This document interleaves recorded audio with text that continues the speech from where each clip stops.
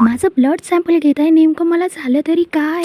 नमस्कार मित्रांनो, तुमचं पुन्हा एकदा स्वागत आहे माझ्या ब्लॉगमध्ये. माझ्या आवाजाला थोडं अवॉइड करा कारण माझी तब्येत नाही आहे चांगली आणि मी आज सकाळी नाश्ता केला होता. मी म्हटलं काहीतरी हलकं खाऊ म्हणून मग मी उपमा खाल्ला आणि थोडं दूध पिलं. मग मला हॉस्पिटलमध्ये पण जायचं होतं. मग मी आली हॉस्पिटलमध्ये आल्यावर असं वाटत होतं की गर्दी काहीच नाहीये. मग चिठ्ठी पाळणारवाला आल्याबरोबर सगळे लोक एका जागी गोळा झाले आणि चिठ्ठीवाला पण लोकांना इकडे तिकडे फिरवत होता. याची पण एका जागी मावत नव्हती वाटते.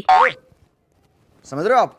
मग मी माझं नाव सांगितलं आणि मग मी पण चिठ्ठी काढली माझी. मग लागली लाईनीमध्ये. मग मी गेली डॉक्टरकडे आणि डॉक्टर गेल्याबरोबर म्हणे की ब्लड टेस्ट कर.